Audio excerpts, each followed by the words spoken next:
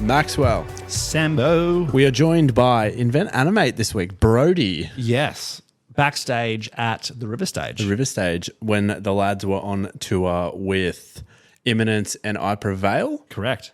Good chat, albeit in the middle of a couple of sound checks. Yeah, look, let's be honest, straight out of the gate. Sound's going to be a little bit funky on this one, which we say often, but this one particularly funky because I think it might have been Imminence who were sound checking for most of the, like literally as we pressed go and started the record, they started sound checking. Yeah, it was silent until we hit record. Yeah. And I guess before you crack the shit at us, we don't choose the schedules. No.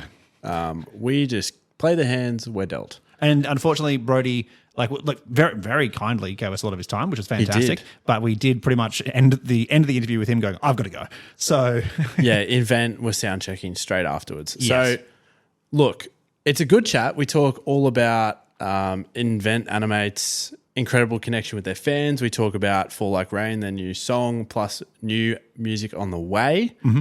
We talk about Brody's journey into the band as well, being the most recent member of Invent Animate and just sort of their rise and how he's seen it from behind the kit. But apart from that, just we've done our best with the audio. do you reckon when I Prevail were putting the lineup together, they explicitly wanted an eye-based lineup? Probably. Yeah. It's rare. Just something to think about. Anyway, Sam, here's I'm going to throw to you, who's opening it up with Brody.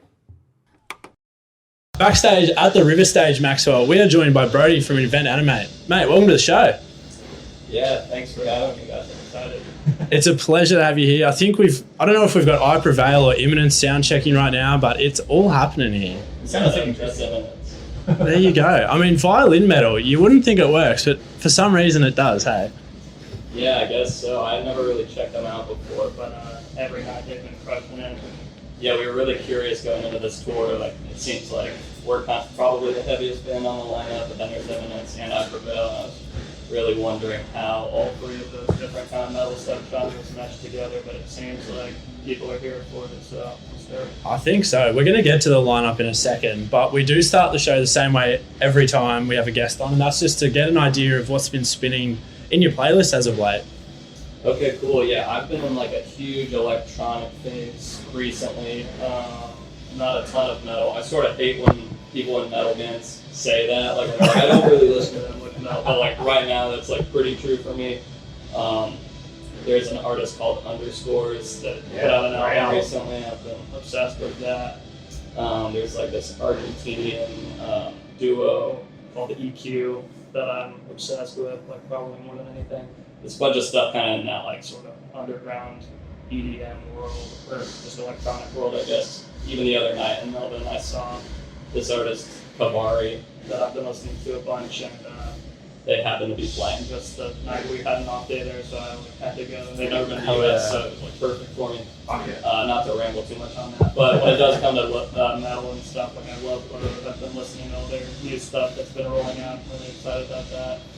But yeah, that probably about sums it up. Oh yeah. Did you get onto the Nina Geraci album when she dropped it last year? Dude, yeah, that's another one. I would love to see her play. I know she's from here, so yeah, stuff like that has been totally my thing lately. Weirdly enough, that was what we saw her recently, probably a month ago. Yeah. I'd say one of the heaviest shows I've been to, not in the musical sense, but just in the how hard she's going from ridiculous. Yeah, man. I mean, that whole world. I don't know. There is something about it where in a live setting, it just feels like the most like kind of cathartic and primal thing. To where like anyone can kind of instantly like feel it and be into it. They don't have to be familiar with the music even. So yeah, I've just been really kind of fascinated with it recently. Absolutely. Love that. Well, I mean, as Sam mentioned, you are here with I Prevail, and you've been here for, it'll be about 2 weeks in total by the time you head back home. You've had some days off around between the shows. What are you guys getting up to while you're in Australia? Just having the time between shows. What's on the agenda? Yeah. This tour has been so relaxed because of that. Like, this is the most time off in between shows that we've ever had in Australia. Normally, it's kind of exhausting. You'll play a show, run back to your hotel room to try to sleep a little, and leave at like 5 a.m. to go to the airport to play a show the next day, or that day, or whatever. But, so yeah, this tour has been like travel day after every show, and like is the most rested and relaxed I've felt over here, which has been amazing. But yeah, we're all like heavy into coffee, and this is kind of the perfect place for that. the first time we came over, like specifically Keaton, our guitarist, and I were just getting really into specialty coffee. And the first time we came here, I don't think we found the right spots, but but I also think our perception of coffee wasn't. I don't know. That's a whole rabbit hole, but it does feel like the baseline coffee, even on the plane over I did over 24 hours of flying to get here, and my first domestic flight, I got a coffee on the plane. It was pretty bad, as you would expect. And but then my first domestic flight in Australia, it was a side-by-side comparison. I was oh, this is already better. But yeah, we're going to the nerdiest specialty coffee shops all over, Melbourne specifically. It was so good. And there's one that we went to last time in Sydney that I'm sure we're going to go to tomorrow. So yeah, that's the main thing, but also just sightseeing in general and walking around. Last night we went on the ferry and went all around. And we went to sort of a state fair type of thing. I don't remember what it was called, but it was sort of a fairground. But yeah, we're just up to our usual shenanigans. Get on. I think we were chatting to Keaton before, and he was saying, "Yeah, I just jumped on a ferry last night. For no reason." Just yeah, he's always finding us fun stuff to do. Come to Brisbane, get the public transport. That's the dream. But look, Max said you're playing with I Prevail. Imminence are on the bill as well. It's a huge tour, but you guys are kicking the show off. You said this to us super relaxing. It must be nice just to be able to roll up, play a set, not have to worry about all the little minor details that headliners have to worry about. Just roll up, play a show, and just enjoy it. Dude, I know. This is our first time being the opening band in 2 or 3 years. It's been so long that we haven't been at least the second or third band. Yeah. So that's just been great because I sound check, and for me as a drummer, I just leave my kit up and then I can walk out on stage, it's already there. And so for someone like me, I'm so neurotic about is everything perfectly set up where normally if you play second or third or whatever, I specifically have to be up there getting the kit set up in 15-20 minutes and then sit down and play. So this has been really relaxing for me. But also, short set, 30 minutes, and then we're off. And yeah, it's been really relaxing. Yeah, I saw, I'm a Setlist FM nerd. I saw it's 6 songs for you guys as a headline act. I think even last time you were here, you were second or third on the bill with Alpha Wolf. These sets must be hard to try and cram a headline set into 6 songs. Yeah, it's a challenge. Because the last tour we did, we were direct support for Fit for a King in the US, and that was a 45-minute set. And then we came straight off of that into this. Pretty much, we had maybe a week off in between, and trying to figure out how to take that set list, but condense it. And also with a tour like this for us, we're playing to likely a bunch of people that don't know us really well, Yeah. Whereas on the Fit for a King tour, it was a lot of our fans were also coming. And I think a lot of people that listen to Fit for a King listen to us and vice versa. But on this tour, it's okay, how do we, present ourselves in a way that's going to captivate people that maybe aren't already familiar with the music. So it's not all maybe fan favorites and stuff. It's what's going to go over well live, I guess. Yeah. So yeah, that's always a challenge, trying to find a way to do it. And then people always, of course, complain about playing this song. Why didn't you play this? Think about it. We only have this amount of time, and we're not going to not play this song. Yeah. We have to play those, and that only leaves this amount of time, etc. So. Which track is your favorite that you can't fuck? I just wish we had that track on the lineup. On this tour, honestly, we did that collab EP with Silent Planet last year, and it's a weird thing. We probably won't play those songs if they're not there, Yeah. But I love those songs, especially All the Light Is Gone, which is the second song on that EP. I kind of wish we would still play it. And I think we could, actually, because a lot of that song is Marcus singing, and it'd be fun to pull that out. Who knows? But as an opening band, that's not really the hypest song to play. But that's one that we were playing a lot last year, where it was so fun playing that every night for a few months. And it's a little sad to not play that one. But Sounds like a good excuse for a car headline tour. I think so. yeah, we gotta run it back. There were a lot of markets we missed on that. So, Well, look, we can pause Silent Planet for a second, because let's talk about Fall Like Rain, which is the new single. It's feeling very doomy and ambient.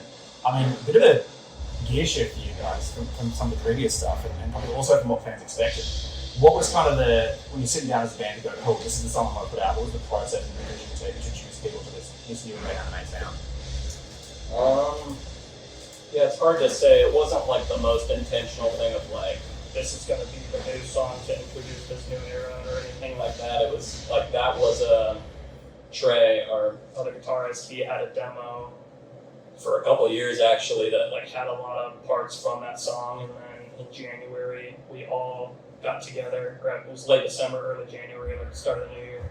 We all had an Airbnb in San Diego and just had a big writing session, the whole band, and that was kind of, and we didn't go into it with any plan on what song we were going to work on, but that ended up being the song where like, you know, we opened that session and got back into that song after like sitting on it for a while.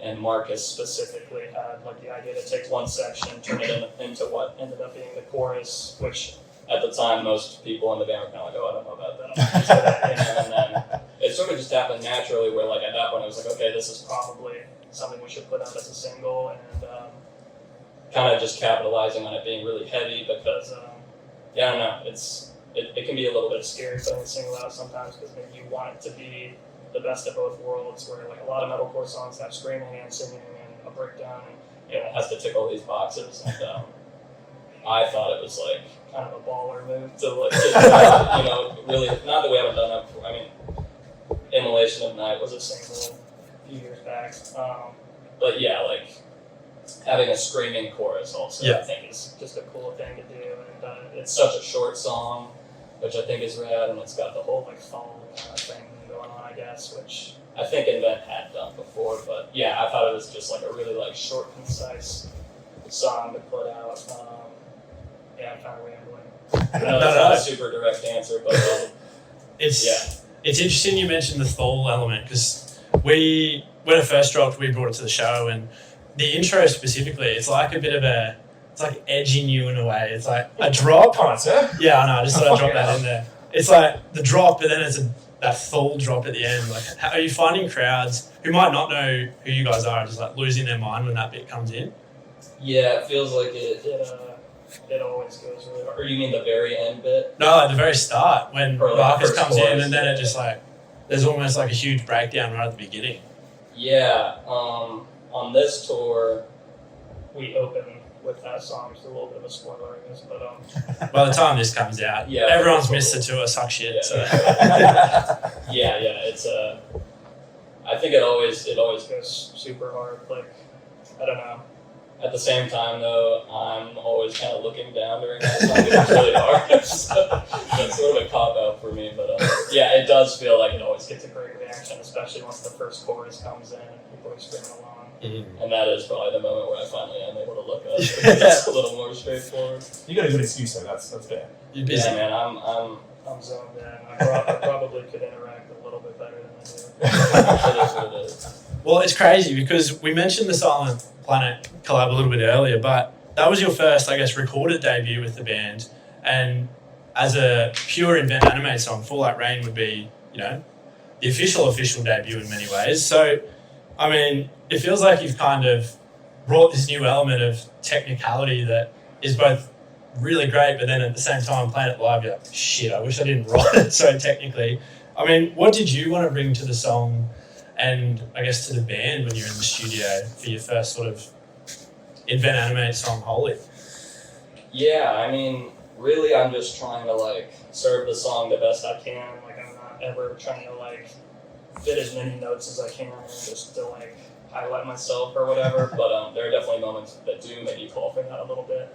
Or just like getting opinions on a part, like referring back to what I mentioned earlier with Marcus taking what became the chorus and presenting it to the guys.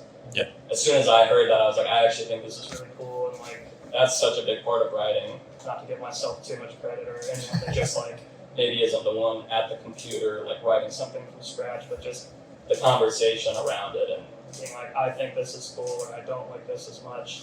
So I'm always trying to like voice an opinion, because that can like make or break something existing in a song or not. It's just the person at the computer recording a part or coming up with a part really needs like moral support, honestly, sometimes, because it can be, you almost don't have the same objective perspective when you're looking at a song, when you're the one that's, you know, really coming up with the most things in the moment, and having people around you kind of like, what if you tried this? Or maybe not like that, but maybe like this, I think is valuable. And like, that's why like we do a lot of group sessions like that. So I'm always happy to kind of help out in that way. But when it comes to drums specifically, yeah, there's like a little bit of a lo-fi drum section kind of after the first chorus in that song where I really kind of was able to go all out. And that actually does sort of relate to the electronic thing I was just talking about earlier. It's almost a breakbeat kind of vibe on the kit, which that's why like the nerdiest drum moment in this song. So I was excited about that, and I think the way it's mixed during that part, Buster kind of lo-fi'd it and like EQ'd it to where it's not as upfront, you know, as the rest of the song, and that was really exciting, I think. But yeah, I don't know. I mean, there's the 3 songs off the Heaven or Definitive release where like I still wrote it the same way. I just didn't go into a studio and record it, just programmed it. But yeah, it would. Now it seems like we're locked into doing the live drums recorded, and I'm a big fan of that, obviously. As you should be. And you mentioned before that you have the San Diego songwriting sessions, and you know we're going to make an assumption that there's more coming, as well as White Rain. I mean, with what you're allowed to tell us sonically, where do you think it falls between sort of this newer direction, or you know, well, is it a new direction, or is it kind of a blend between the old sound and what's new? What can you tell us from what's coming up? Yeah, it's tricky. I do think it's like very experimental. I feel like we're trying more things than ever, but at the same time, I think there's like just as much, if not more, like scrutiny and like on ourselves, like trying to make sure everything is as good as it can possibly be. I think it can be easy to like imagine the word experimental when talking about music or any art, and just be like, oh, they're just doing whatever they want, and like. And well, I would say it is what we want to do. We're also like, okay, this has to be, you know, it has to, I don't know, we have to like be very confident in it before putting it out. We're not just like trying stuff for fun. It's like, who cares what anyone thinks? I don't know. So it's like, it's been a very long process of working on all this new stuff. I know it's been, we realized that it's been a while since the last album. But yeah, we all just care a lot about what it is going to end up being. I will say, like, vocals are a big part of it. And Marcus has gotten so good in the last few years, and highlighting that has been kind of a priority. We really want like him to shine while also still, you know, instrumentally having all those elements that obviously like core and band fans really like, and that we like we're all nerds, Marcus included, and so I don't know, it's just like trying to find the perfect balance of fulfilling all of our like creative desires, I guess, while still feeling like just the best release we can possibly put out, you know, which at the end of the day, that's what everybody says, you know, everybody wants to put out their best album next, and I don't know, I do feel like, I will say, like, it's not all like Fall Like Rain, it's not all heavy like that, but there's definitely stuff like that, and then there's stuff that's totally different, and stuff that's softer and wider, and stuff in between. Love that. And let's say there's like a DnB mix in that. Yeah. Who knows? Yeah, we're still working on it, but yeah, there's definitely more.